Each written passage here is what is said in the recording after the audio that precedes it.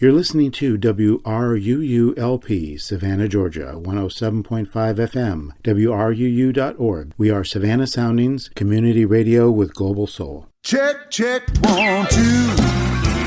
Look like a little country, some rock and roll and blues. 'Cause we sure love playing for good people like you. Let me know if you can hear me. Check, check, 1, 2. Welcome to Music Local and Sustainable, the radio show that features discussions with and the music of local musicians. I am your host, Dave Lake.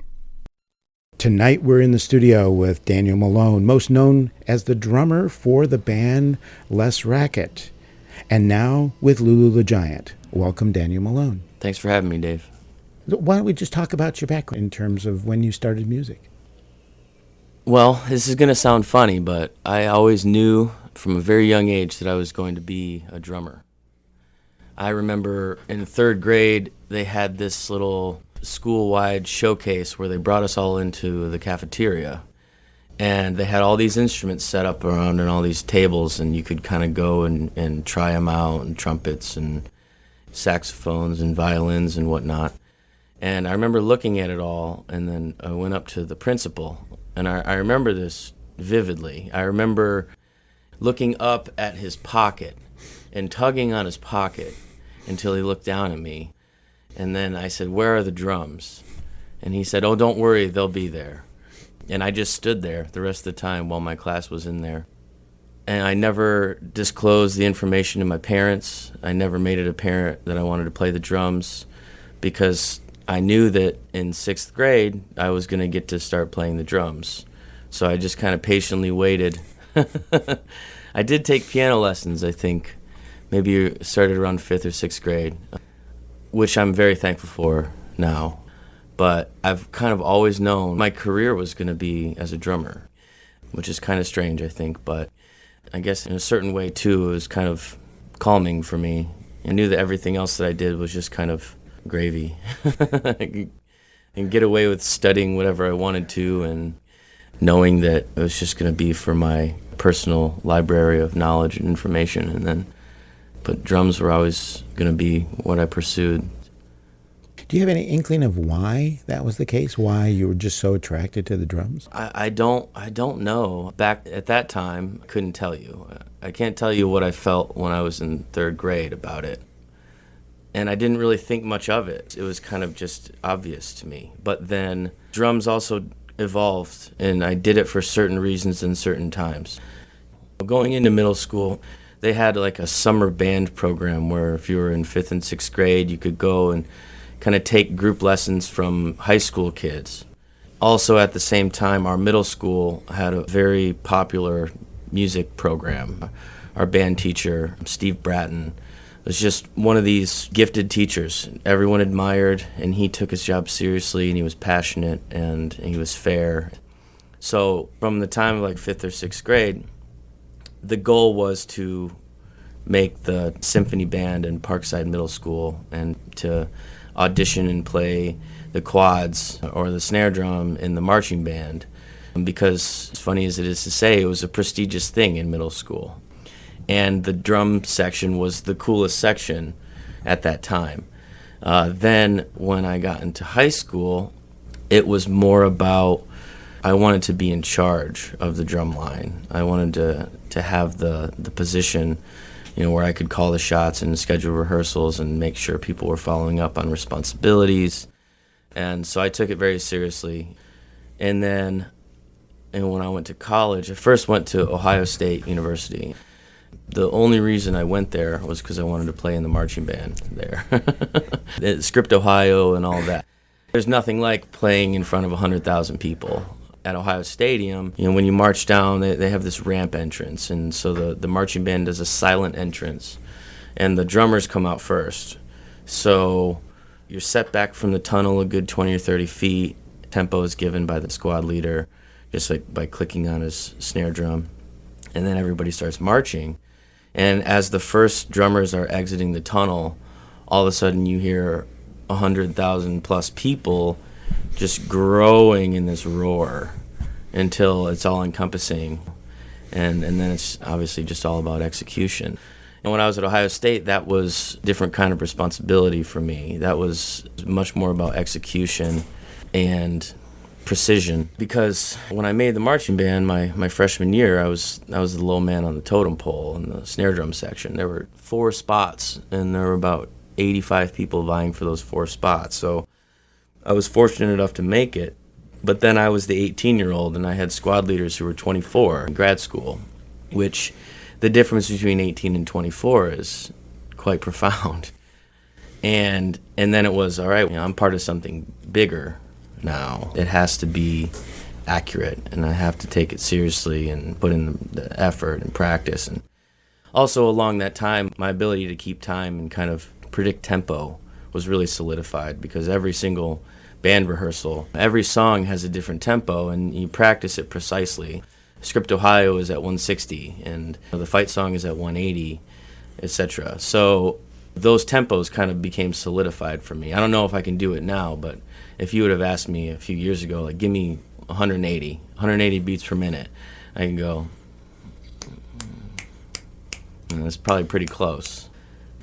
And also along with that, my reading skills really were ingrained, because there's no sheet music on the field at Ohio State. So if you're playing at a football game, you're playing this show that you got the music for on Wednesday, 4 days beforehand, and you memorize the music and you memorize the charts, and then you perform the show on Saturday. And then you get a new set of music for a new show the next week. It kind of forced me to have a certain discipline that I didn't even really realize that I could have, just based out of necessity.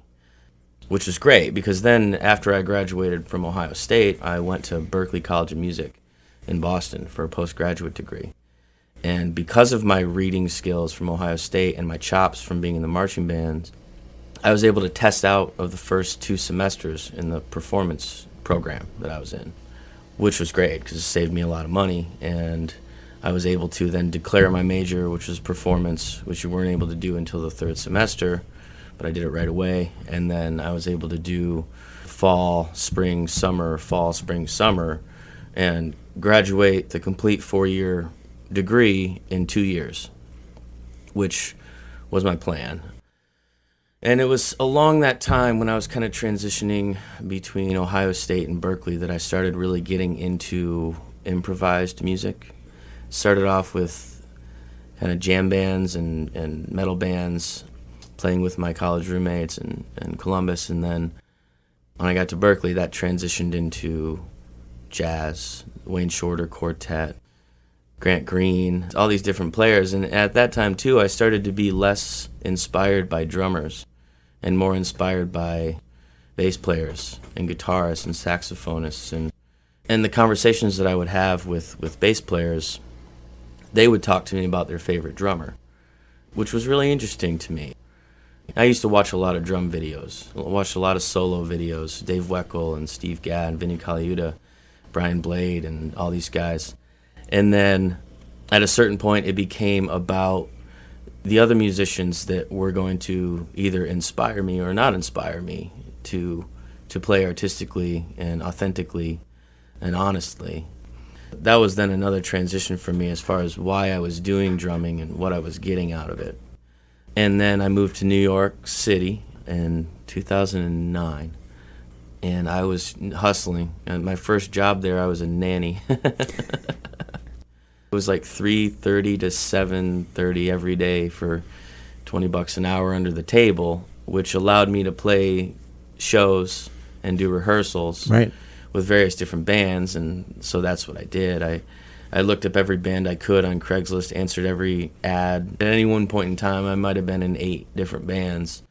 And then I just kind of naturally picked certain musicians from certain bands that I really wanted to work with, and kind of convinced them to do a project with me. And let's drop that British pop punk band that we're both playing in right now, because neither of us really like it. And I got this bass player that I met in this reggae ska band over here. Let's get something together with the 3 of us and see what we can do there. So I did that for about 2 years. And I was doing various other jobs. I was doing a lot of PA work, production assistant, and commercials and TV shows and stuff. It was really random gigs. One time I got to drive around Tom Morello, the guitar player for Rage Against the Machine. Yeah. He and his assistant and his publicist and this guitar player that he brought on the road with him and his guitar tech. I was the driver. And this subsequently was also about the time when Les Racket, we were releasing our first CD. And I was also living with Patrick and Kenny. I convinced them to move in with me. I'll get to that in a second. But every day I would get home from that job, Patrick or Kenny would be like, did you give Tom our CD yet? I'm like, I'm waiting for the right time. And finally, when I was dropping him off at the airport, I had to drive them down to Atlantic City for a gig. And then I was going to drop them all at the airport and then drive the van back to New York. And we were on the curb. They were checking in all their gear and everything. And I was like, Tom, I'd be a fool if I didn't do this. You know, here's a CD. Les Racket. Look us up. Have a listen to it. You know, these kind of opportunities don't come around very often, and I'm sure you'd appreciate that. And he said, yeah, I'll definitely give it a listen. Dan, what did he say? He's like, Dan, the man with the band and the van. Which, coincidentally, we saw him at South by Southwest not too long after that. Maybe about 6 months later. Our bass player, Kenny Murphy, ran into him on the street and was like, hey, Tom, you know, my drummer drove you around in New York and in Atlantic City about 6 months ago. And Tom said, oh, Dan, the man with the van and the plan, or whatever, the van, the band.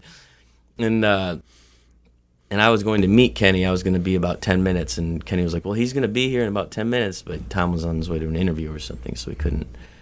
It's really random things. And that's also one of the reasons why I went to New York.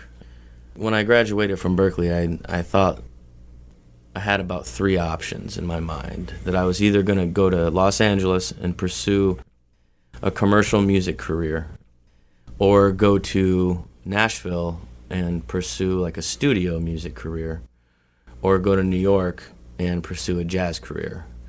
And it didn't really take long for me to decide New York, because my thought was, if I go to New York and can really hang with these jazz cats, then I can always go to Nashville or Los Angeles.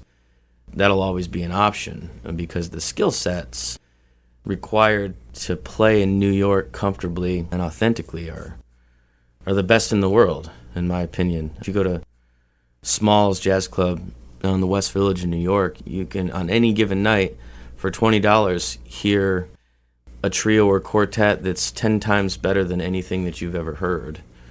And they might not even be well known. There's just such a scene there. So that was an inspiration to me to move to New York and really just go into the fire. I've always kind of been better that way. And I prepare mentally for a lot of things, but really what I do is I just kind of make myself do things. And then I learn from it retrospectively. But that seems to be the best way for me to manage my time, I've realized. So let's see. We've gone from elementary school to now I'm a young adult. I'm about 25 or 26 in New York.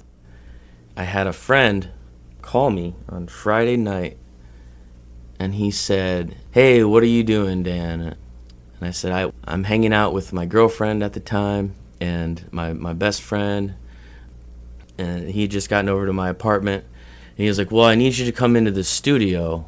He had a timeshare of a studio in Manhattan, and I was living in Brooklyn. Would have been about a 20-minute trip, subway-wise. He's like, there's this band. There's this 2 guys I just met. They moved from Massachusetts. They're looking for a drummer that can sing. I think you'd be a perfect fit. And at this time, I'm playing in 8 bands, and I've been offered and promised so many different things from so many different angles. So none of that was really fazing me. I was like, okay, yeah, I'm sure they're great. Your judge of character is great, so I'm sure they're awesome. I can't come in, though. And what are they doing on Sunday? And he was like, they'll be in the studio waiting for you. So that was the first meet and greet / rehearsal / recording session / video recorded session of Les Racket. And I met them in that studio that Sunday, and they were raw and young. as was I guess. I was only 25 or 26. But Kenny was like 19, and Patrick had just graduated college. So they had this certain confidence about them, which I both admired, but also was a little wary of. And I remember after the session, they were fishing for compliments. They were like, "So what'd you think? What'd you think? What'd you think?" And I was like, "You guys got a lot of potential." And they did. They did have a lot of potential. I was really excited to play with them, but, outwardly, having been living in New York for a couple of years, I said, "Well, how much can you pay me for rehearsing?" And like, "We don't have any money." I was like, "Okay, let's figure out what we have." Started rehearsing with them. Very, very shortly after that, we recorded our first record, probably a month or two after that. And that was? That was self-titled, Less Racket. Mm-hmm. Engineered by Avi Gunther, who's a friend of mine from Berkeley, who was living with me at the time. And he's gone on to win a Grammy with Snarky Puppy, and the Grammy that they won a few years ago, he was the engineer on that record. It was a really good opportunity for us, and I was able to get a really good deal because he was my friend. So that kind of started our journey as a band. Very shortly after we recorded that record, Avi and his girlfriend, now wife, Brianne, and our other roommate, Andrea, decided to move. So I asked Kenny and Patrick if they'd want to move in because things were going really well. It's just there was something special there, the way we played together. And I thought, I'm so sick of these email chains and text message chains and that I'm doing with all these different bands, where you're waiting on the keyboardist to respond so you can decide if you can do the gig 2 weeks away, and then all these different logistical nightmares. So I thought, why not invite Kenny and Patrick to live with me? That way our home is our home office, and we can make a routine of setting up computers right across from one another. And then if we need to know if we can play in Syracuse on January 17th, we can just say, "Hey guys, can we play in Syracuse on January 17th? And we got a calendar pulled up, and it's like, "Yeah, what are the details? Let's book it." So much more efficient way to run business. And that's also, I guess, when we started kind of thinking of it as a business, which is really exciting. And through that, we were working pretty hard and for a few months, and then we got invited to play South by Southwest in 2011, which was going to be in March. This was about September of 2010 when we got this email. So we decided to try to tour. We decided to hit the road. So we sublet my apartment, and we left on October 24th, 2010 for our tour. And there were people staying at our apartment now, and we had a van. And our goal was to get to Austin, Texas for like March 9th. So that was quite a learning experience. We were booking during the day, making as many arrangements and trying to find as many opportunities as we could. We did a pretty good job of keeping our calendar pretty full until mid-February. We had about a little less than a month before we had to be in Austin, Texas, and our last gig on the books was in, I want to say, Greensboro, North Carolina.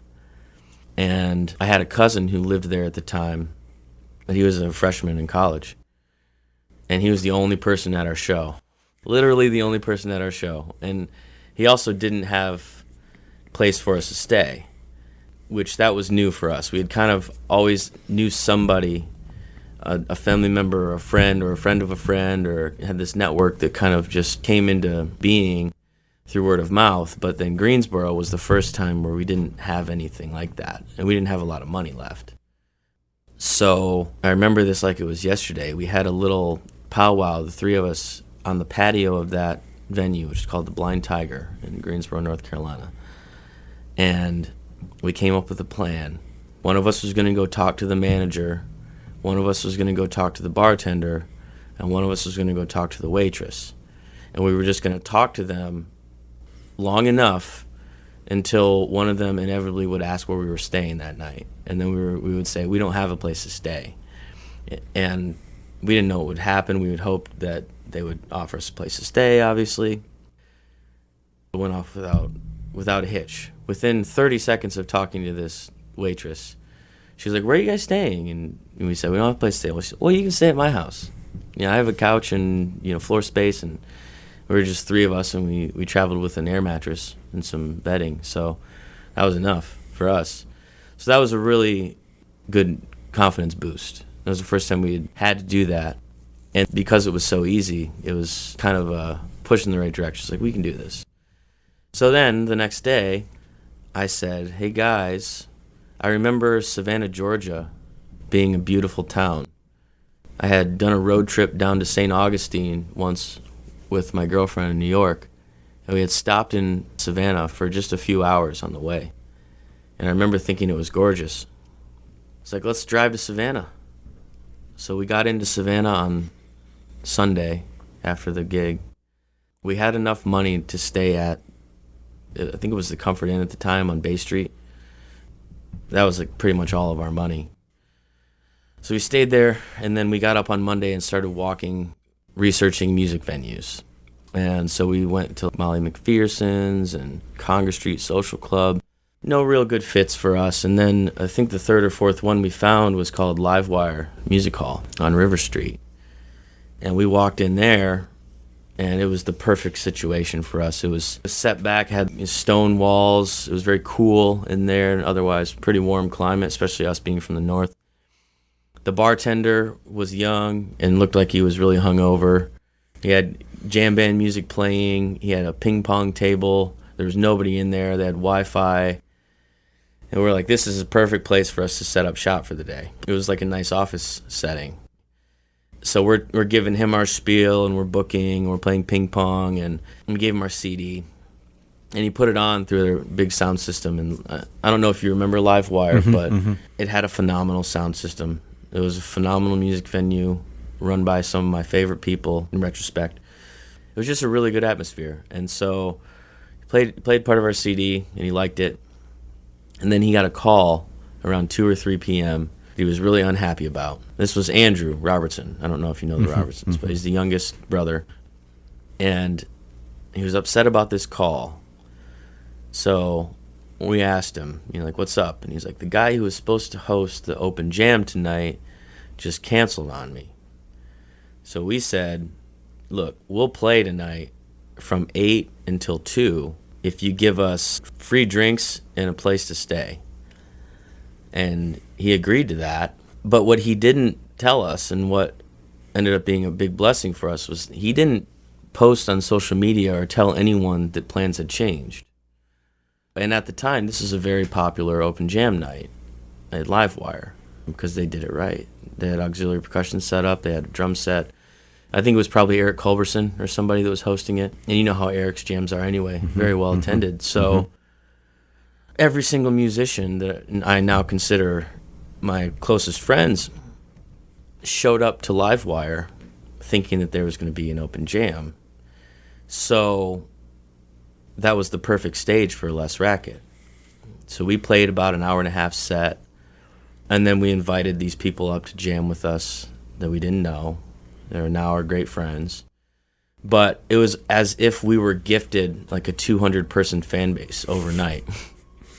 I remember after we finished, Andrew came up to us and he said, I mean this both literally and figuratively, but don't take your stuff off the stage. He's like, can you guys play tomorrow? And we said, yeah, if you pay us $150 and give us free drinks and a place to stay. And he said, all right. And then Tuesday rolls around and we play that show, and all the same people are there. Everybody's loving it. We're having a blast with everyone. He said, can you play on Wednesday? And we said, well, if you give us $300 and free drinks and a place to stay. And then, so Wednesday comes and goes, and Thursday morning, I get a call. Hi, my name's Curtis Shum. I own the Tybee Island Social Club. A friend of mine told me that you guys are a band from New York in town and that you're making waves. Would you consider playing in my restaurant tonight? And we said, yeah, if you give us $300 and free food and drinks, we had planned on staying back with the Robertsons. And that was an early show. I think it was like 8 to 11 or something, which Livewire was like till 2. So we were really excited. We drove out to Tybee. We met Curtis. We played at the Tybee Social Club. And Curtis is one of our best friends, has been since that night. And then the same thing happened with him. Thursday, we get off the stage, and he said, "Can you guys play tomorrow night?" We're like, "If you give us $450 in food and drink, sure, we'll do it." So I guess the final kicker was that Thursday when we finished that first Tybee Island gig. We left our stuff there set up, which is great as a musician when you don't have to break down. We drove back to Savannah, and we turned onto Congress Street. Our windows were down. It was warm outside. And I distinctly remember 2 different groups of people on either side of the street started yelling, "Let's racket! What are you guys doing?" Everybody's flocking their van. "Park your car, come hang out with us. We're all going to be at Molly McPherson's." It's like, great.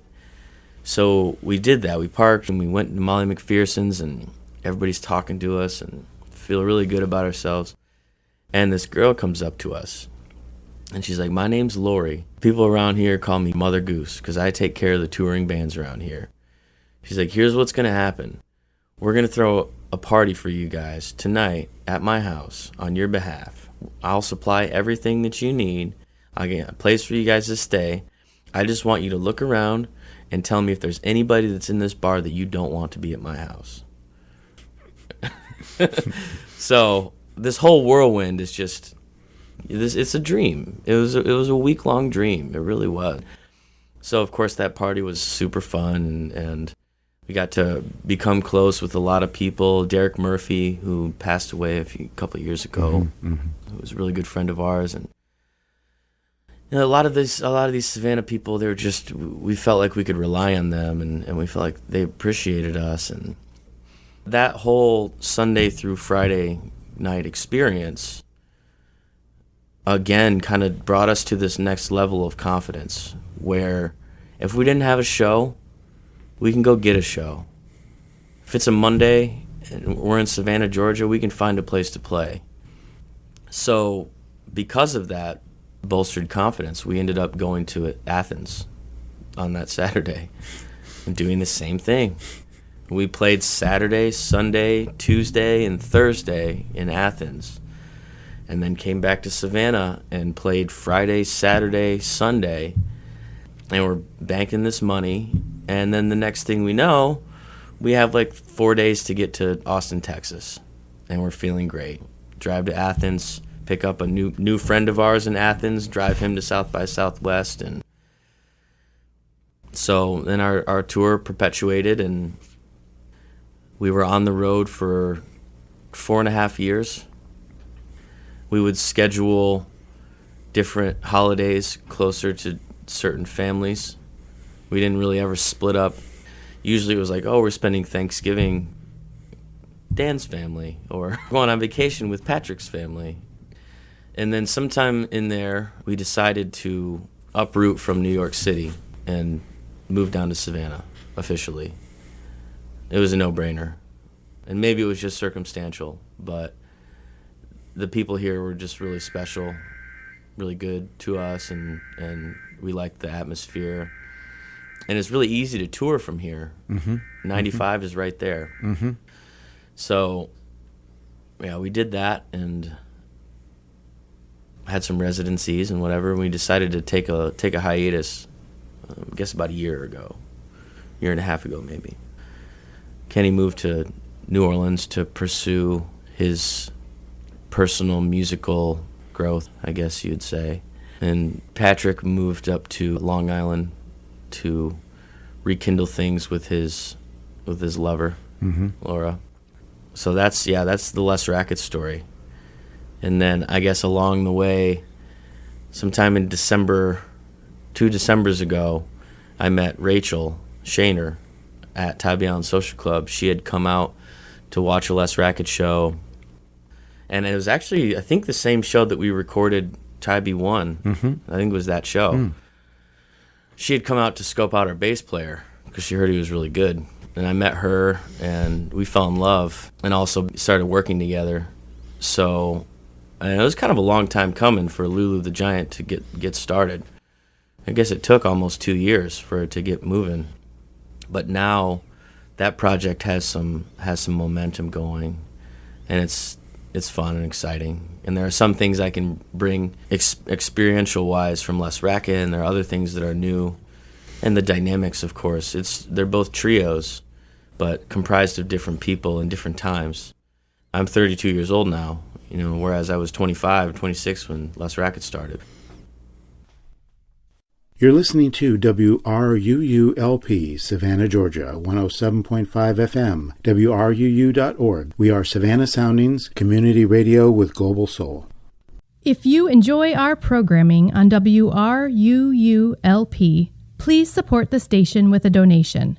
As an individual, you can give any amount, become a basic station member, or become a serious fan of the station. To check out membership rates and to donate to the station, go to www.wruu.org/individual and select to donate monthly or subscribe to an annual membership. Again, to donate to the station, go to www.wruu.org/individual and select to donate monthly or subscribe to an annual membership. Thank you for listening to and supporting WRUU-LP. Healthy Savannah is a social movement founded in 2007 to make Savannah a healthier place to live. The organization works to increase opportunities for citizens to engage in physical activity and consume a nutritious, balanced diet. Healthy Savannah is fueled by the ambitions and motivations of volunteers. Events around the community are always in need of a helping hand, whether it is a one-time basis or continuously. More information available at healthysavannah.org. You're listening to Music Local and Sustainable, and I'm your host, Dave Lake. Tonight we're in the studio with Daniel Malone. Well, let's go back to the early Les Racket, who came down here to Savannah. Mm-hmm. At that point, you had one CD. We had two. We were just finishing up post-production on our second one.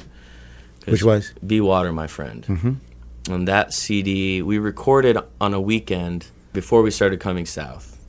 I just think it was just December or January before we started making our way down south. At that point, you had some combination of covers and originals? We still would to this day. It happens to be my personal philosophy. Sometimes people that don't know you don't know what to think. I think it's a social phenomenon. That's why the cool kids tell the not cool kids what to like in high school, and all of a sudden it becomes a fad, it becomes a trend. It's not because it's inherently better, it's because the right people like it. So we had this philosophy, and I still hold it to this day, and I try to bring it to Lulu the Giant sometimes, that it's not a bad thing to play covers, because if you're playing an amazing set of music and your originals are really kicking and you're playing really well, there's still going to be a lot of people in the audience just standing there watching you. They can't sing the song, they don't know it, they've never heard it before, they don't know where it's going, they don't feel comfortable yet. But if you bring out a cover song that they all know and you show them your way of playing it, then they can say, wow, I really like the way you guys played that Beatles song. You really made it your own. It sounded amazing. And then they put those words in their head and they're like, I'm allowed to like this band now because they proved themselves by playing this cover song that I like well. So it's like a psychological phenomenon, I think. And certain bands do it for other reasons. Certain bands will do obscure Nirvana covers or old outlaw country tunes in their own way, and that's fine. That's an artistic expression. But I think a really powerful way to use cover songs is to play the popular stuff, but do it your way and do it with your spin and show people, how capable you are, how profound your band is, by playing the thing that they know, not by saying like, oh, here's a Johnny Cash song that nobody's ever heard before and I'm going to play it. because I'm that deep. Nobody cares. Nobody cares how deep you are.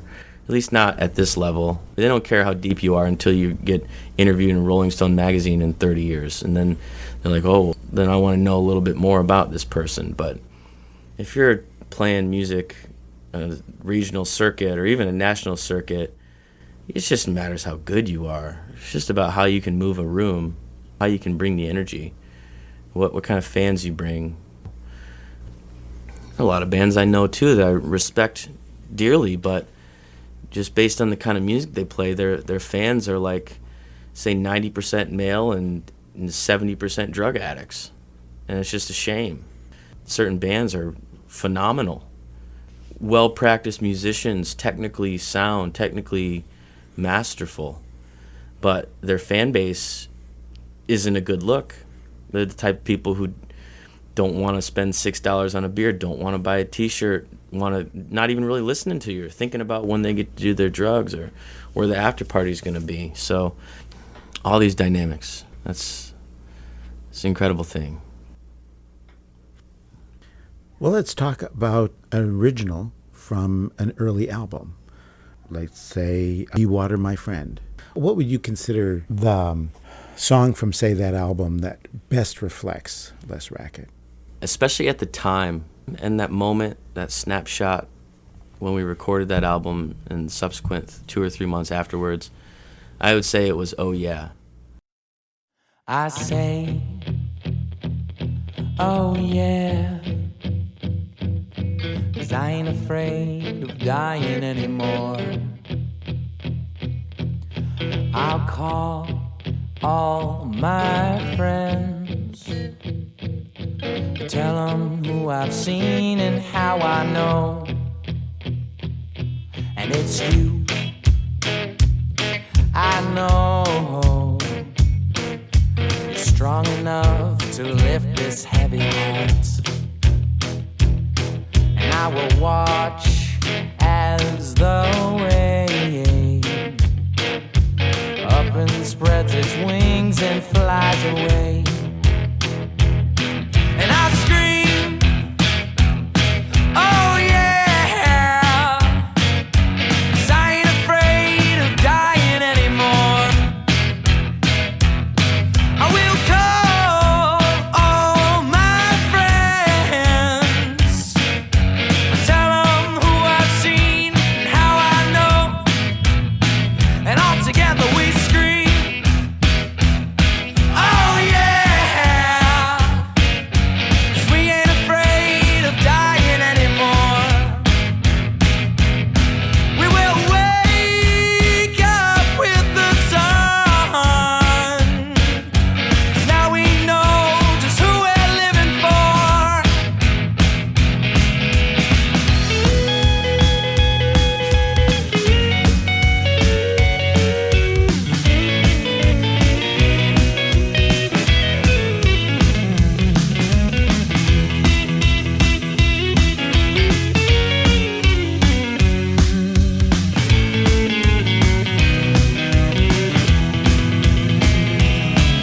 I say,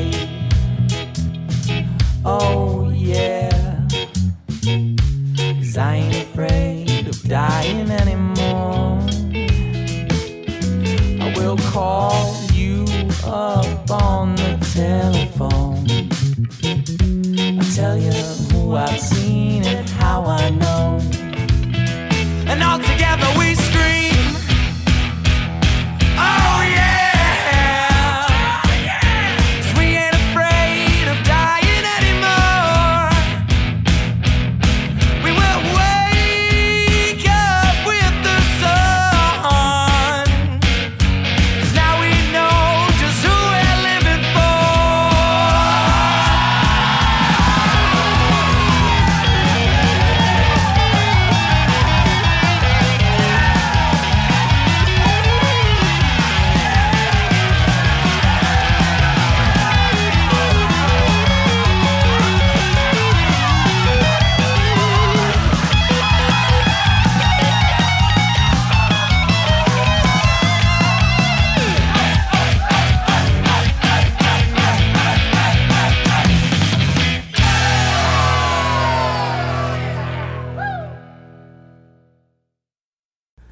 because even the stint in Savannah, we ain't afraid of dying anymore. We're not afraid of running out of money. We're not afraid of being stranded on the road. We know how to find community. We know how to be authentic and know who we are. But in a big picture sense, from day one until now even, I would say Bruce Lee is the representation of the band because it's pleasantly schizophrenic. It's all over the place. It's groovy and it's smooth, but it's also raw and it's sexy and it's philosophical and it's stoic, all at the same time. That's kind of how I think a lot of us are anyway, as human beings. But take three guys and say, hey, you guys are going to be essentially brothers for the next 5.5 years. You're going to get all those things in there. So, oh yeah, reflected who you were at that point. Yeah, I think so. And what you were going through. Yeah. Coming out of the other end of the beginning of that tour. And it took a leap of faith to even go on tour. And we didn't do it the way that a lot of people do it. We jumped off the cliff. And we're like, we're either going to find a really nice, awesome parachute or we're going to plummet. But we're not going to just dangle 1 foot off the cliff. We forced our own hands. We forced life decisions to happen, and we were confident that we would be able to execute and answer those questions. Where Bruce Lee is really more a reflection of the band and the players of the band. Yeah. Because of its, as you said, schizophrenic quality. It's coming from all different directions, creating a unity out of seeming chaos. Yeah. There's a quote in there from Bruce Lee, which Patrick would interject here, and he would say, which in Chinese his name is Li Xiaolong, but he says, be formless, shapeless, like water. Water can flow and water can crash. Put water into a cup, it becomes the cup. Be water, my friend, which is where the name of the album came from, obviously. But the song starts with a very raw and kind of almost distorted guitar melody. It's like dang da da da bong da da da bong da da da bong da da da. Really fast drum beat underneath it, and then it kind of smooths out. It's like do do do do do do dum dum dum dum dum, and it's got like this progressive attitude. It goes for a few minutes and then it settles into this groove. It's like it's in 15/8. So it's one measure of 7/8, then one measure of 8, and it's like do do do do do do do. And over that is the Bruce Lee quote. It's a flowy kind of vibe right there.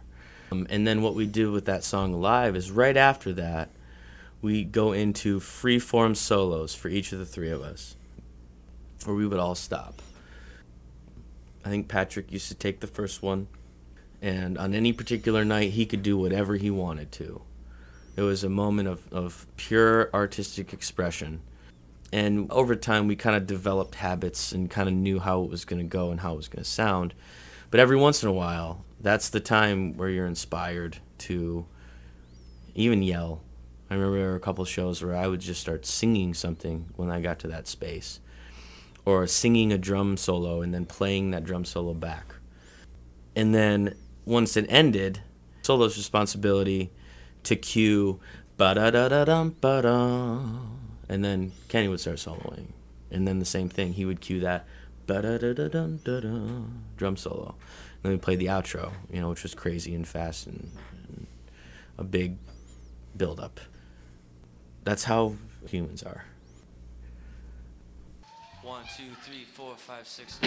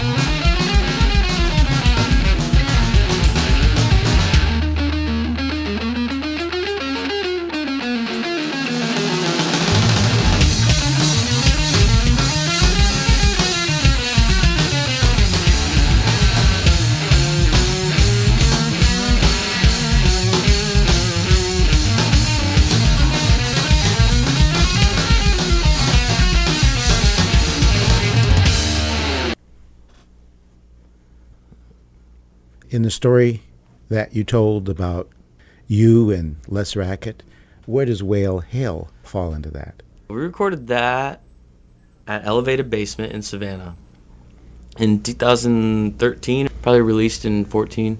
It was a really cool process. Shane Baldwin was the engineer, and he's a great friend. He's great at what he does. He's a good player in his own right, and he had some interesting perspectives, and he was good at drawing certain energies out of us. You finish a take and you think it's great, and he's like, do it again. You're like, why? He's like, 'cause it was great, but it didn't have that thing that I've heard that you do. that energy that's undeniable. It might have been technically proficient, but it wasn't it. So that was a really fun process.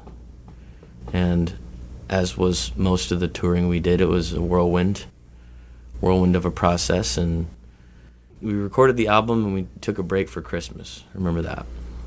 And then came back and started at it again, which would be post-production, listening to mixes, making notes, buying merchandise, setting up tours.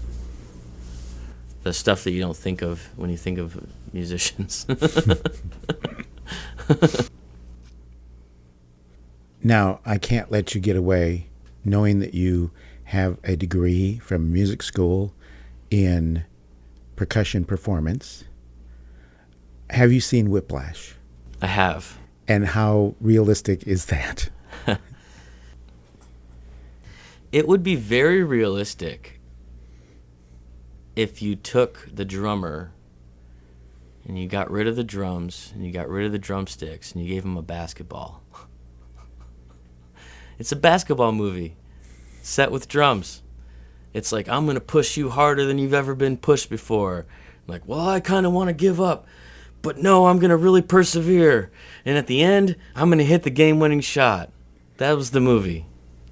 Let me start off by saying what I loved about it. I loved the actual auditory drumming, the drumming that you hear, done by Antonio Sanchez, who's, in my opinion, the best drummer in the world. Phenomenal drumming. He wasn't playing it. The actor wasn't playing it, obviously. He knew enough about drums to kind of fake it a little bit. But what he was showing you was maybe like a 3 to Antonio Sanchez's 10. So that's what I loved about it, Antonio Sanchez. What I didn't like about it was that this was a top-level ensemble at a top-level music school. Well, I just so happened to have been in top-level ensembles in top-level music school. And the attitude of the instructor in that movie versus the reality of music was so opposite. Because in order to make really good improvised music, you have to be joyous. There has to be communication. You can't be afraid. And these students are showing up afraid of this guy.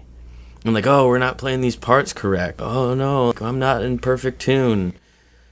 Dude, I can show you a Miles Davis record where he's not in tune. In fact, he plays flat most of the time. That was the one thing that bothered me. I didn't want people to think that playing high-level music like that required that kind of discipline. It requires more discipline than that. It requires a better discipline than that. But it requires an openness and an understanding and an awareness and communication. Like if you and I are on a gig together and I've never played with you before, I'm going to try to show up early to that gig, hoping that you will be there. And I'm just going to talk to you about your day. I want to know how you're feeling. What'd you do today? What have you been up to? What's your music life like in Savannah? Because the more of that stuff I know, the more I can communicate with you on stage by playing. If I know that you're in a bad mood, I'm not going to throw you a solo in a really happy part of a song.